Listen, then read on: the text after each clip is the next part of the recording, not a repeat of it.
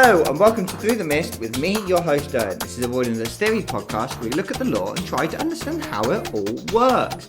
In this episode, we're going to be looking at the show!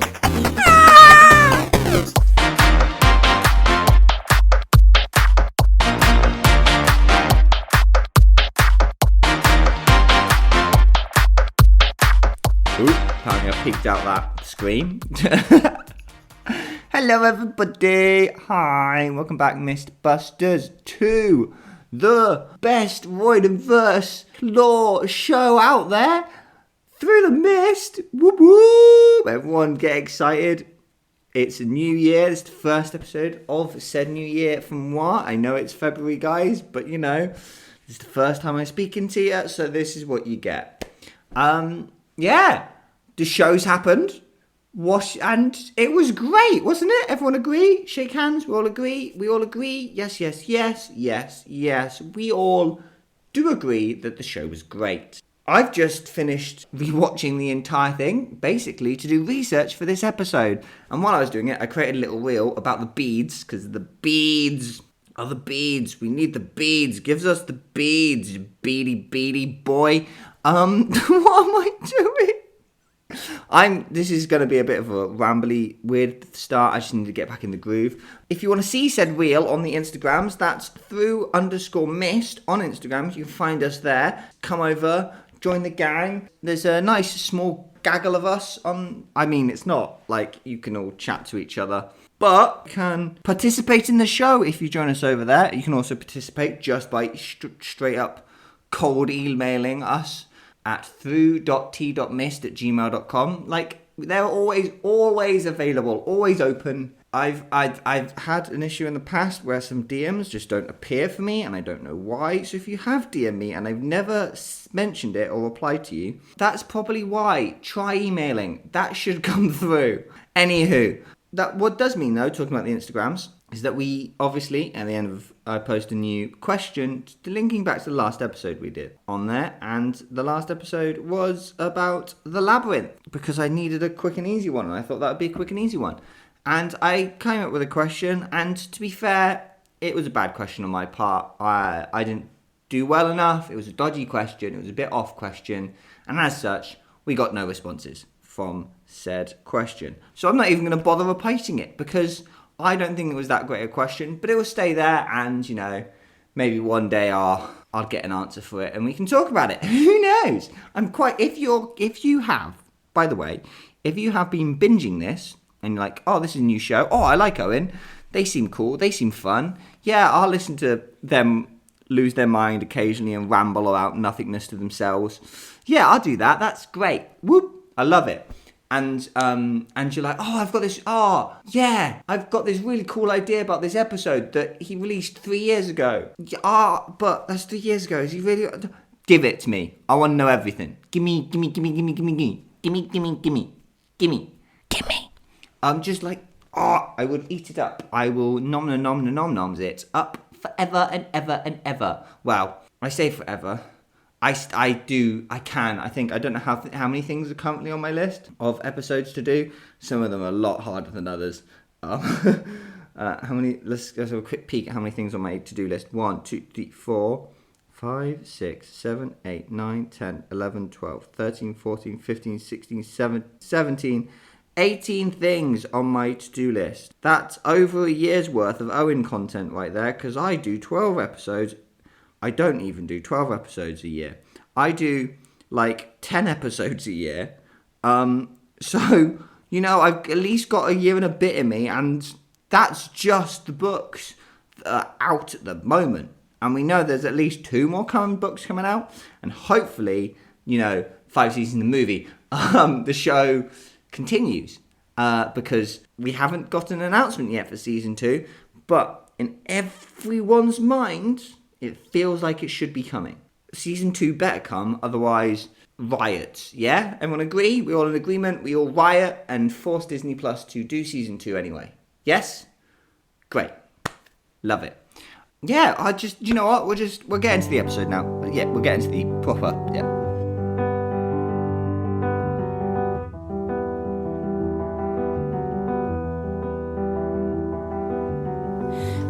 that you always deny. Hey, yup, my chucks. What up, my chucks? What up? Oh, what is it? From is it Bristol? Hey up, my lover. My lover. Right, my lover. There it is. Right, my lover. Sorry, I'm putting a log on a fire.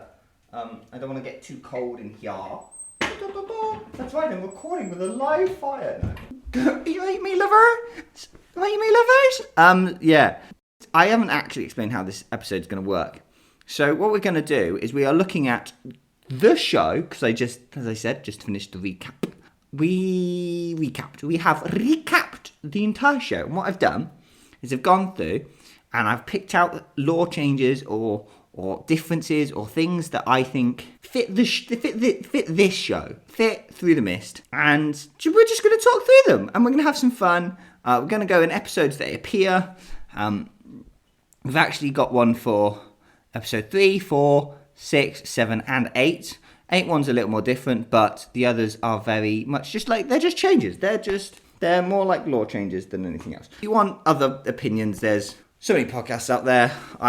Personally, I would suggest who do I know that's been doing show release episodes? So Monster Donut, Returns to Camp Half Blood, Camp Half Pod, and Seaweed Brain. Yeah. I would suggest one of those if you want like actual show talk and talk about the show and stuff. I want to have a little talk because I haven't had a chance. But same anyway.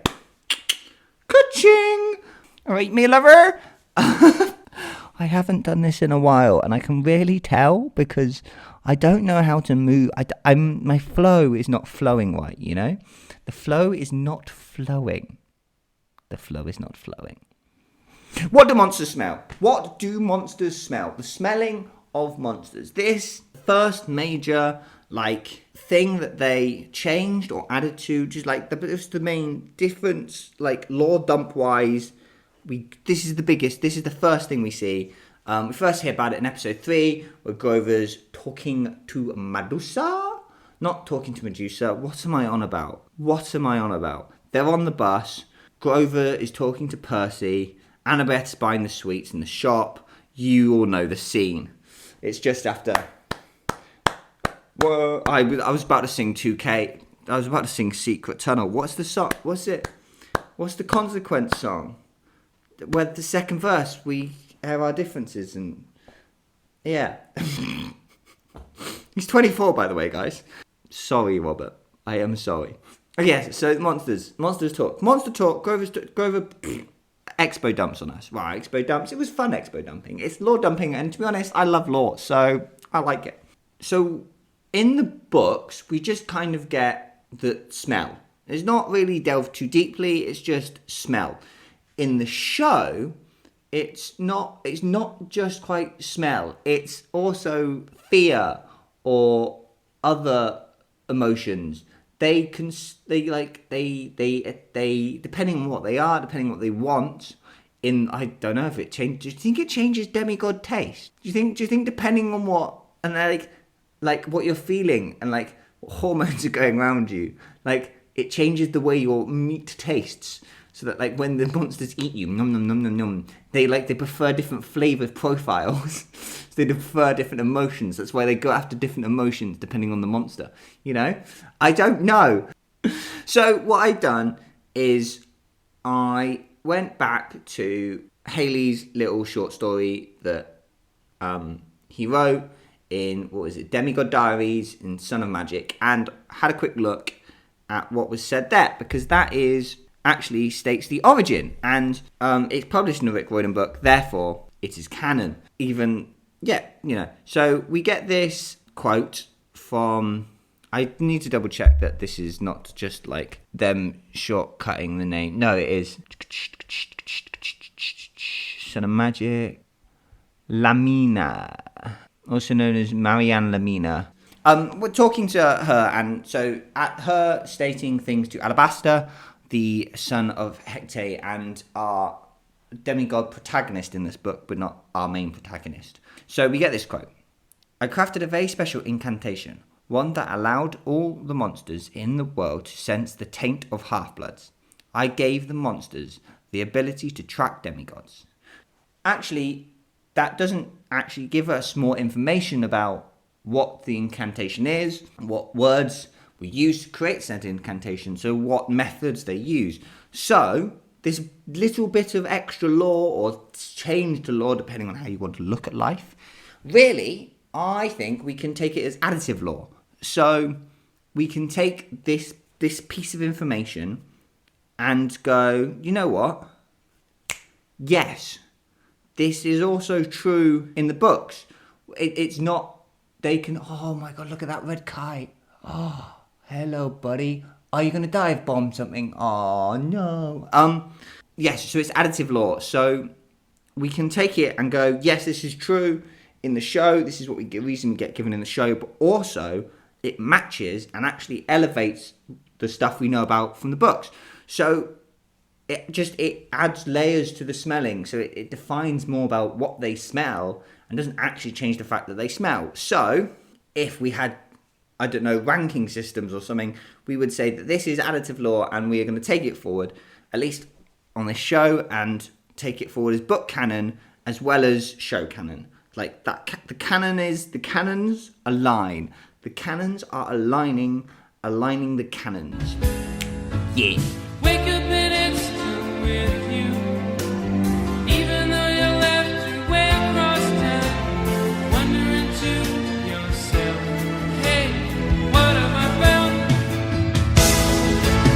When you get caught between the moon and New York City, I know it's crazy. Okie dokie. So, next one is from episode 4. So this is after this episode, I went, I can 100% do this as a show, and I had two options. I had 2 points at this. I went, I can do this episode now. This episode gave me, episode 4 gave me the enough groundwork to build my episode. This episode you're listening to right now off, and all I had was demigod smell and this, which is the fact that the arch is a temple to Athena. Now, that is a change from the books, but as an idea, as a plausible thing that occurs in the world of Percy Jackson, buildings and other structures being temples to the gods makes like complete sense. Like demigod children, like all the ones, like they're famous people. They either had money or were brilliant minds. Like they were the people that helped. They were some of the people that helped change the world for better or for worse. You know, that's just what they did. So it makes sense in the world. However, it is a change, and it gives like way station vibes. You know, from Trials of Apollo, from Toa. It gives like way station vibes of like that's an old station building, a place that's hidden in plain sight, hidden as a normal feature for mortal humans, but to demigods is something else, something a bit more powerful, a bit more important. And it makes sense that demigod children would do this. However, as I said, it is different than the books, because the difference between this and the books is that in the books they go to the St. Louis Arch, Louis or Louis? Someone tell me. They go there because it's Annabeth's special interest, and it's just Annabeth's special interest. That's all it is. It's not anything to do with Athena at all. Not even Athena and architecture aren't a thing. And it's one of my most annoyances. But like, it's fine. I've got an episode to look at that. But I don't think right now, without any like heavy research, Athena and architecture aren't a thing. But we just move on. But Annabeth and architecture are. And that's what, in the books, that's the reason they go. And it does help give Annabeth something outside the fact of being a child of Athena. It gives her another element to her character, which isn't quite there. But at the same time, I'm in the show, and you have less time to work with and all that jazz. But at the same time, it's not out of Annabeth's character to go, especially in The Lightning Thief, to go, you know what? I know this place. This is a temple to my mum, and we'll be boss there because my mum's boss. So therefore, we're going to be fine there. Don't worry about it, guys. So like, it makes sense, and like and all that stuff. But then from a lore perspective, how does this change the world? And I don't think it does. I don't think it changes the world. I don't think yet we have enough evidence to say it is 100% in the world of the books. But it's definitely a plausible thing to happen in the world of the books for a demigod child to build a temple somehow, whether that be throw money at it, whether that be the designer behind it, whether it be like if they're sponsoring it or however they do it. Like, it's fully reasonable for that to happen. Who knows? Maybe that's why Olympus is on top of the Empire State Building. You know, maybe demigod children are involved in the construction of the Empire State Building, and they built it to be the temple to Olympus, and it shoved Olympus on top of it because that's how the world works. It's a new idea. It's a new theory to look at and have fun with, and we can have fun with it in the future. I just don't think right now we can't explicitly state that that's true, and in the books, the arch is definitely not a thing. But there's some fun things to look about it.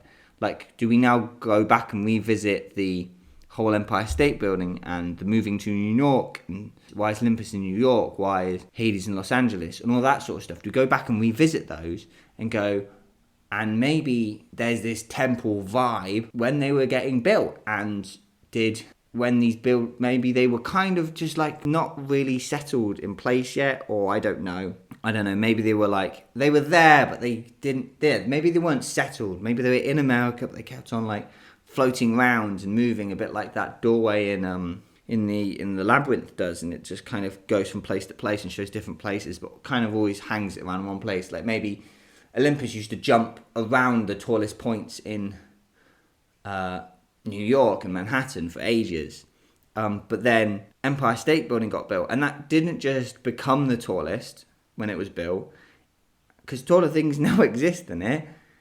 So why aren't they up on the tallest thing now? Maybe it solidified itself because when it got built as a temple to Olympus. Olympus. Why am I saying Olympus? Olympus. Olympus? Olympus. Olympus. Olympics. So, you know, there's fun things to have, and who knows what may happen. What is love?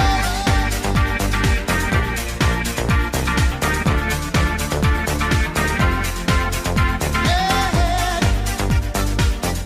Right then, next on the list is episode 6. And I bet you're like, Owen, episode 6? What you got to talk about in episode 6? The fact the zebra's really hard to spot and should be more prominent? No, nothing about that. It is genuinely, I think, my biggest gripe with the entire show, is that you can't see the zebra easily. The episode is called We Took a Zebra. It's got zebra in the title. You're using the zebra chapter title, and the zebra is not a prominent animal in the shots. Make the zebra a prominent animal in this but switch the camel out and put a zebra there, and like, you'll be fine. But like, why didn't you put a zebra there? Anyway, off track. We'll get on lore track again. Seers, clear-sighted, make a Stalin, Annabeth, chat. What's going on here then? Because in the books, I did an whole episode on the clear-sighted. Hang on, I need to get my notes up for this because I was about to lift off people. I mean, I've got an episode. I don't have to do this from memory. Okay, so no, it'll be higher than that. Miss Dance Law, Percy's Choice, Welcome to Rome, Hunter Martimus, Mortals. So Seers, we got Sally, Red, May, maybe Frederick, maybe not. Randolph ? Natalie Chase, the Grandmas, and Marie, maybe. Yeah, so the main ones are Sally, Red, and May. They're the main 3. And I suppose out of 2 of those 3 in the book, two out of 3 of them can, you know, kind of see into the future, kind of. Sally, not so much. So I guess maybe it's not a change, but at the same time, it feels like a change. That the clear of sight, as I call them, apparently, mortals, seers. I did call them seers. I called them seers. Clear sight, seers, and not standard. Ugh. Bet they nicked that word from me. No, they didn't. Stop lying to yourself. I just needed a way to define the difference here. So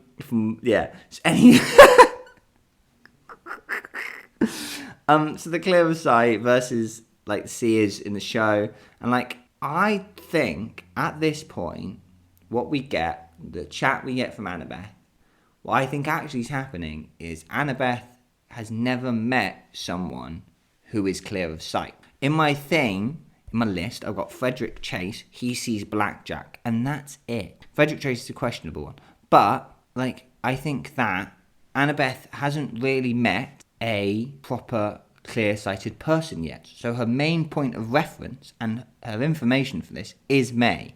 And this is May post flashbacks in Last Olympian. Like this is May post trying to become the Oracle, when the Oracle wasn't allowed to switch bodies. So you get this unreliability from Annabeth because she doesn't know enough. And I think that's what's happening lore-wise. So what we're not saying that everyone that can see through the mist also has some form of future vision. I don't think that's true, and I think that would lessens the fact that Rachel is destined to become the Oracle. I think what we can say, and what quite easily they can do, is just say Annabeth at this point has no other frame of reference. It gives us, and like the reason we get it is because we're about to meet Hermes, and so we need to, and we haven't yet set up the Hermes-Luke beef. Like that hasn't happened yet in the show, so we need to set it up. And if Annabeth's going to be the one that set it up, she's quite willing to tell us extra information, I guess. Because I think in the books we just kind of get that we know that Luke doesn't like him, but we don't really know why until late. It's a bit slow burny. They just upfront it a bit, and that's fine. But the only way that this changes in the show is if suddenly Sally can see in the future. If Sally can see in the future, they have changed the law. If not, Annabeth hasn't got a complete data set yet. As such, doesn't know that not all clear-sighted people can see into the future. So, like I said, when Rachel arrives, what may happen is that the fact that apparently all clear-sighted can see in the future, it might hide the fact that Rachel becomes the Oracle, but at the same time, if they make Sally see into the future, it is a change to the law, I think. And I think that's how this works currently. I think that's where we are with it.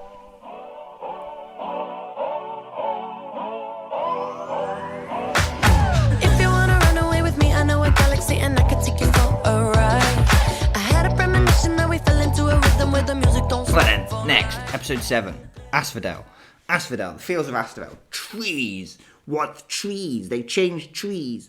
There are no people just wandering around in fields. Now they're becoming a forest. What is happening? They'll get rooted by regret. What's this? This is new. This is different. This is different lore. This is a different way for people to think. Like we're in a different place. We're in a medium place, but it's not the same medium place. It's a different medium place. It's a place still where people kind of, in the books, it's just a field. It's just a field, isn't it? It's just a field, and people just kind of wander around because it's what they did in life. They just coasted. They just existed. They just were.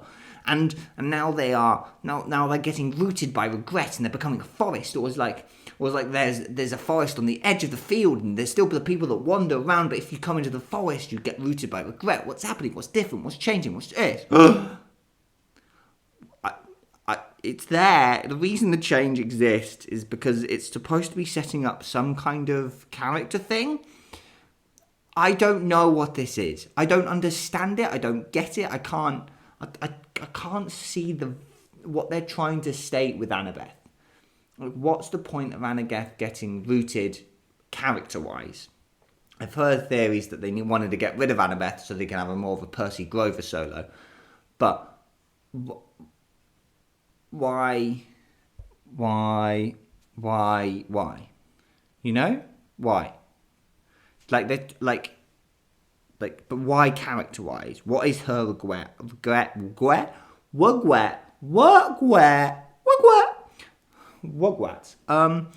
is her character? Like, what is her regret character-wise? It's not set up. It's not paid off. I can't see it unless it's something to do with Frederick Chase and it's I don't know. It's hard to see. you know? But at the same time, we're talking about the land of the dead here. This is it. We go there once. This is it. This is the land of the dead. As long as it's consistent, and the likelihood of us getting Who is ridiculous anyway. Like, people are like, oh, let's do Who afterwards. It's not going to happen, guys. Like, calm down. Like, max is, it's going to be like 3 films. If it happens at all. But it's going to have to get like ridiculously, it's going to have to get like huge, you know? And we may have time, who knows? But it's going to have to have huge for us to get Who. So just don't get your hopes up with Who. Who isn't going to happen. And to be honest, the Fields of Aphrodite are only important again when Who happens. So who cares? It's the land of the dead. It's still the land of the dead. It's a different way to represent the land of the dead and like how bland that middle section is. I'm kind of disappointed we didn't get to see glimpses of the other 2 sections, like the fiery pit and like the nice place. But at the same time, I don't think it makes much of a difference. And yes, it is technically a lore change, and we will be going forward as that is show lore only. It is not additive lore, it is just different lore. Unlike the episode 3 stuff where we're going to plonk it on top.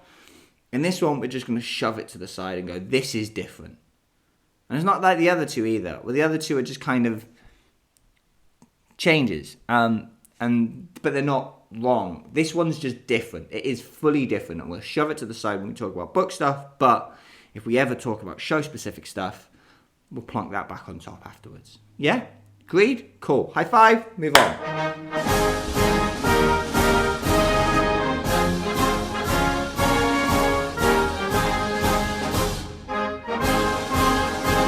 Okay, whew.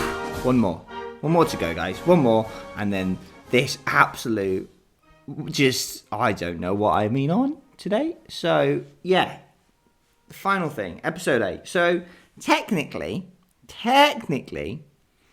this isn't a change from the books. But at the same time, whenever I've read these books, I have never registered this fact. Not once. Never once have I registered this fact. If you don't know what I'm on about with this, it is Backbiter portals. Backbiter creating the portals. The portals of the Backbiter. What is that going on here with the portals of the Backbiter, my dear friend? With the portals of the Backbiter. In the book, we get this one line. Like, this is it. I read the section. This is the one line we get. He slashed his sword in an arc and disappeared in a ripple of darkness. It's not what happens in the show. What happens in the show is we explicit line saying it creates portals, it can get us out of here. Then we see him slash a capital H, and just a doorway appears and he flies through it. Why? I don't understand why they've done this. Because as I've said, I've ignored this line before. I have never properly registered it. I think when I read this, he slashes his sword in an arc and disappears into a ripple of darkness. I don't know, maybe he like just goes, shwa, like swings it down and then just walks away as like Percy's like slowly like bleh, on the floor, you know? But nah, definitely doorway. Now, I think this, if they never revisit this again or explain this again, I think this has implications further down the line. And if they just do it now and they never revisit it again, I think they're just get some proper like fans or people are going to be like, why didn't Luke just use Backbiter to create a portal to get into camp? Why does he have to find the labyrinth? Because it's the bottle. It's Bottle. Bottle is where this happens. Bottle is where it all goes down. In my head, I thought that in Bottle, we went, this is how Luke could escape. Luke used the labyrinth as well. Like, Luke didn't use the normal way out. Either he just trekked through the forest and got out, or he used the labyrinth and got out. That's, like, obviously it's where Nico vanishes, and we know that Luke was snooping around. We get that in the books. But I think my brain just may have made connections and, like, that didn't what happened at all. And maybe originally when I read it, he just used to walk through the forest out, like not go through the main part of camp, walk through the forest. Because we do know there's a back way into the forest now. And I think it changes Bottle, because if the thing can make a doorway, why do they need to get through the labyrinth to get there? I think when we hit Bottle, I think for now it's fine. When we hit Bottle, we need some sort of talk or discussion about why they can't use backbiter portals to get into camp. Maybe it can only take one person through it at a time, and or like it's open, and then as soon as one person connects with it, like, I don't know, just there needs to be a logical reason, and they need to express it why they can't use backbiter portals to get to the camp, and they have to go through the labyrinth. Because otherwise, I think it massively changes implications for Bottle. Because otherwise, they don't need to go to the labyrinth. I didn't even know there was backbiter portals in the first place. As I said, this is my brain never registered this as backbiter portals. And what I thought would be cool, I thought maybe when I was rewatching it, I went, maybe does he slash into a delta? No, it's a H. It's a capital H. It's just a brrr, and you go brrr through the portal. The H, yeah. So I don't really know what happens or what's going to happen. In my head, this is just new lore, and I don't know what to do about it. It's just new. This is new. It's not like the Fields of Astor where they change something. This is just new lore. I'm going to pretend forever that the books don't have that one line and it got retconned later. Because when he poisoned Thalia's tree, did he do that at the end of because it's almost dying. When did he poisoned it after he left? He came back and poisoned it. I thought he just snuck up to the border one day and went, I just thought he did a little border sneak. That would be easy enough. They don't patrol the border. That's what I thought happened. He just did a border sneak at 3:00 in the morning or something. I don't know what to think about that one. That one throws me, as you can probably tell by how I am thinking through this. Yeah. Anywho, that was the show. That is the show. That's the last, because that's the last episode of the show, episode 8. That's it. That's the end of the show. If you had a good time with me today, make sure I don't know. I've got a whole outro for this. I don't know why I'm doing it now. I'll see you guys in the outro.